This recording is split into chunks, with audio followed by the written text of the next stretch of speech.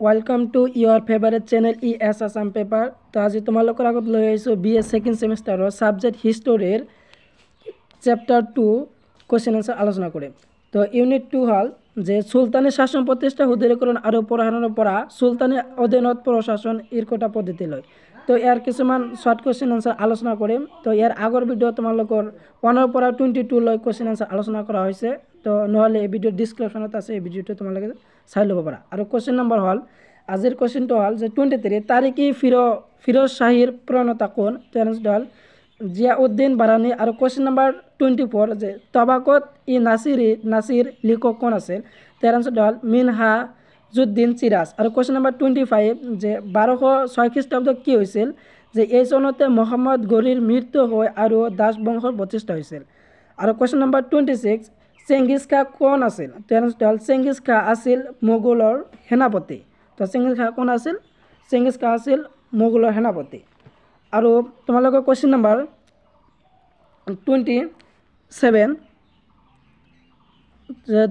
হল question number যে খিলজি বংশ কোনে প্ৰতিষ্ঠা কৰিছিল? তো এনসাৰটো হল জালালুদ্দিন ফিৰাজে খিলজি বংশ প্ৰতিষ্ঠা কৰিছিল। আৰু কোৱেশ্চন নম্বৰ 28 গাজী মালিক কোন আছিল? তো ইয়াৰ আনসাৰটো হল আলাউদ্দিন খিলজিৰ এজন বিশ্বস্ত আৰু সুদক্ষ সেনাপতি আছিল। আৰু কোৱেশ্চন নম্বৰ 29 চিতৰ কোন ৰাজ্যৰ ৰাজধানী আছিল? তো ইয়াৰ আনসাৰটো হল মেৱাৰ চিতৰ ৰাজধানী আছিল। আৰু কোৱেশ্চন নম্বৰ 30 যে হামিৰদেৱ কোন ৰাজপুত্ৰ ৰাজ্যৰ ৰজা আছিল? তো ইয়াৰ আনসাৰটো হল ৰন্নাহাম্বৰ ৰজা আছিল। আৰু কোৱেশ্চন নম্বৰ 31 মালিক কাফুৰ কোন আছিল? তো ইয়াৰ আনসাৰটো হল যে আলাউদ্দিন খিলজিৰ সেনাপতি আছিল মালিক কাফুৰ।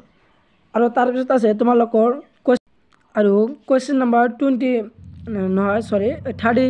যে আমিৰ খসৰু কোন আছিল? তো ইয়াৰ আনসাৰটো হল এজন পাৰ্চী কবি আৰু সংগীত আছিল আমিৰ খসৰু।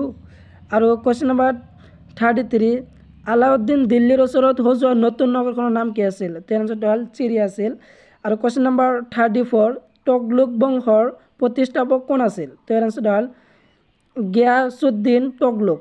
আৰু কোৱেশ্চন নম্বৰ 35 বুৰঞ্জীত জ্ঞানীমূৰ্খ ৰজা বুলি কাক কোৱা হৈছিল? তো ইয়াৰ আনসাৰটো হল মহম্মদ বিন তগলুকক বুৰঞ্জীত জ্ঞানীমূৰ্খ ৰজা বুলি কোৱা হৈছিল। আৰু কোৱেশ্চন নম্বৰ যে 36 মহম্মদ বিন তগলুকে নতুনকৈ নিৰ্মাণ কৰা ৰাজধানীখনৰ নাম কি আছিল?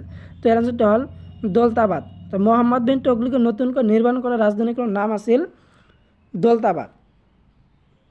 কি আছিল? দৌলতাবাদ। আৰু তাৰপিছত আছে তোমালোকৰ কোৱেশ্চন নম্বৰ 37 যে তাইমুৰে কেতিয়া ভাৰত আক্ৰমণ কৰে? যে 1398 খ্ৰীষ্টাব্দত। আৰু কোৱেশ্চন নম্বৰ 38 তাইমিৰ কৰ চুলতান আছিল? তো এনসাৰটো হল চমৰখণ্ডৰ চুলতান আছিল। আৰু তাৰপিছত আছে কোৱেশ্চন নম্বৰ 39 ইৰকটা কি? তো ইয়াৰ আনসাৰটো হল ইৰকটা হল যে ইৰকট প্ৰথাৰ দ্বাৰা ইলতুৎমিছে ৰায়তৰ ৰাজহৰ পৰিমাণ নিৰ্ধাৰণ কৰি দিছিল।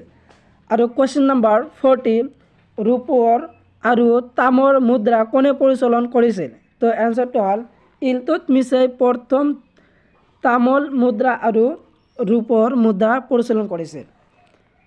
তো আৰু তাৰপিছত আছে কোৱেশ্চন নম্বৰ 41 দিল্লীৰ চুলতানসকলৰ ভিতৰত কোনে মাটি জৰীপ কৰাৰ নীতি প্ৰচলন কৰিছিল? তো এনসাৰটো হল আলাউদ্দিন খিলজিয়ে দিল্লীৰ চুলতানসকলৰ ভিতৰত মাটিৰ জৰীপ কৰাৰ নীতি প্ৰচলন কৰিছিল। আৰু কোৱেশ্চন নম্বৰ 42 দিল্লীৰ সিংহাসন আৰোহণ কৰা একমাত্ৰ মহিলা চুলতান কোন আছিল? তো এনসাৰটো হল চুলতান ৰেজিয়া আছিল দিল্লীৰ সিংহাসন আৰোহণ কৰা একমাত্ৰ মহিলা গৰাকী। আৰু কোৱেশ্চন নম্বৰ আৰু শেষৰ কোৱেশ্চন নম্বৰ যে 43 কোনজনা চুলতানৰ দিনত সৈন্যবাহিনীবিলাক বেতন দিয়া ব্যৱস্থা কৰা হৈছিল? আলাউদ্দিন খিলজিৰ দিনতে। তো এয়া আছিল তোমালোকৰ কোৱেশ্চন আনসাৰ। তো সম্পূৰ্ণ ভিডিও চাই থকাৰ বাবে তোমালোকক ধন্যবাদ। জয় আই অসম।